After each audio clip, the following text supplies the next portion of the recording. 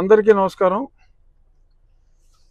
ఈరోజు నేను చాలా ఆలస్యంగా అల్లు అర్జున్ ఆయన్ని అరెస్ట్ చేసిన విషయం తెలిసింది. నేను నియోజకవర్గంలో వివిధ కార్యక్రమాల్లో ఉన్నందువల్ల నాకు ఆ విషయం తెలియలేదు. అది చూసిన తర్వాత అరెస్ట్ చాలా బాధ అనిపించింది. ఇంతకంటే అన్యాయం ఇంకొకటి ఉండదు. ఎందుకంటే అతను నటుడు, అతను సినిమా నిర్మాత కాదు. తన యూనిట్ అక్కడ షో వేస్తున్నాం, బెనిఫిట్ షో అంటే ఈ ప్రభుత్వం ఇచ్చిన బెనిఫిట్ షో, తెలంగాణ ప్రభుత్వం ఇచ్చిన బెనిఫిట్ షో. ఆ బెనిఫిట్ షోకి తన నిర్మాతలు తనని ఆహ్వానిస్తే అల్లు అర్జున్ని, అతను అక్కడికి వెళ్ళినప్పుడు సూపర్ స్టార్గా ప్రస్తుతం అల్లు అర్జున్ గత పుష్ప 1 తర్వాత పాన్ ఇండియా స్టార్ ప్రభాస్ లాగా అతను కూడా పాన్ ఇండియా సూపర్ స్టార్ అయ్యాడు. దానికి తగ్గట్టే ఫ్యాన్ బేస్ ఉంటుంది. మరి అటువంటి ఫ్యాన్ బేస్ ఉన్న వ్యక్తి అక్కడికి వెళ్తున్నప్పుడు యాక్సిడెంట్ ఈజ్ అన్ యాక్సిడెంట్. అది అందుకే యాక్సిడెంట్ అంటారు దాన్ని. So incident is different, accident is different. మరి అలాగా తొక్కిసలాట్లో అంటే అర్జున్ గురించో లేకపోతే సినిమా చూడటం గురించో వచ్చిన ఆ తొక్కిసలాట్లో ఒక వ్యక్తి మరణించడం చాలా బాధాకరం. సో దానికి కూడా వాళ్ళు స్పందించి ఇమీడియట్గా ఒక నష్టపరిహారం, ప్రాణం విలువ అపారం అయినప్పటికీ యాక్సిడెంట్లో చనిపోతారు. యాక్సిడెంట్లో అది బాధాకరం అయినప్పటికీ కూడా దానికి ఒక వ్యక్తిని యాక్సిడెంట్కి బాధ్యుణ్ణి చేయటం, సంబంధం లేని వ్యక్తిని. ఎందుకంటే ఒక హీరో అతన్ని పిలిచినప్పుడు ఆ హీరో ఏదైనా నీకు పోలీస్ అప్రూవల్ ఉందా, పోలీసు వాళ్ళు పర్మిషన్ ఇచ్చారా? ప్రభుత్వం పర్మిషన్ ఇచ్చిన షో అది. 1000 రూపాయలు కలెక్ట్ చేసుకోండి, షో వేసుకోండి అని చెప్పి ప్రభుత్వం ఇచ్చిన వెసులుబాటు. సో ఈ పర్మిషన్ కూడా ఉంటుంది అని అర్జునే కాదు ఎవరైనా అనుకుంటారు అక్కడికి వెళ్ళేటప్పుడు.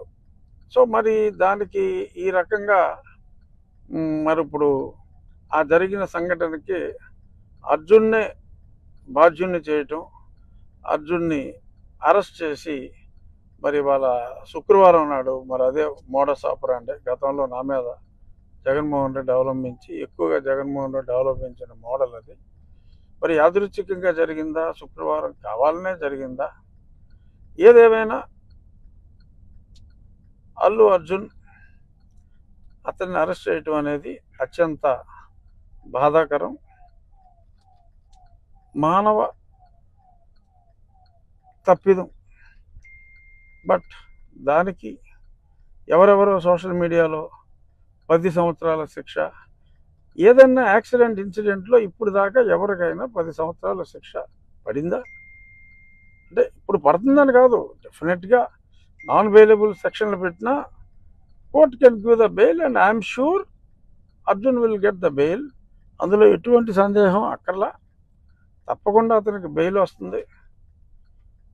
కానీ ఈ రకంగా మరి చేయటం అనేది ఇంకా సినిమా స్టార్స్ అనేవాళ్ళు ప్రజల్లోకి రావటానికే భయపడే సిచ్యువేషన్ క్రియేట్ అవుతుందేమో అని నాకు అనిపిస్తుంది.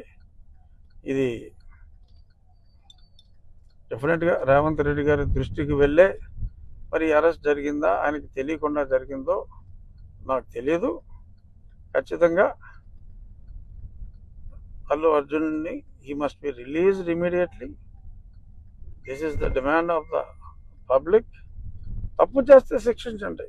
ఆయన ఎవరైనా ఏదైనా హత్య చేస్తే శిక్షించవచ్చు, అంతేగాని ఒక యాక్సిడెంట్ జరిగితే ఆయన గురించే జనం అందరూ వచ్చారు, మీరిచ్చిన అనుమతి వలన ఆ సినిమా చూడటానికి వచ్చారని ఎందుకు అనుకోకూడదు? అలా అనుకుంటే బాధ్యులు ఇంకెవరో అవుతారు.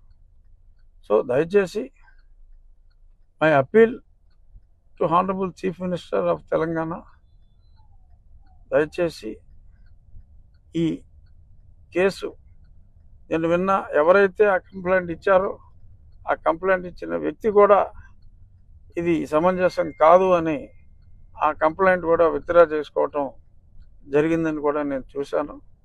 సో కాబట్టి విజ్ఞత ప్రదర్శించి ఇటువంటి కేసులో ఇరికిస్తే అది చాలా చెడ్డ మెసేజ్ ఇచ్చే అవకాశం ఉంది. కాబట్టి it might be an anomaly, kindly rectify it అని చెప్పి మనస్ఫూర్తిగా నా మిత్రుడైన రేవంత్ రెడ్డి గారిని మీడియా ముఖంగా నేను రిక్వెస్ట్ చేస్తున్నాను.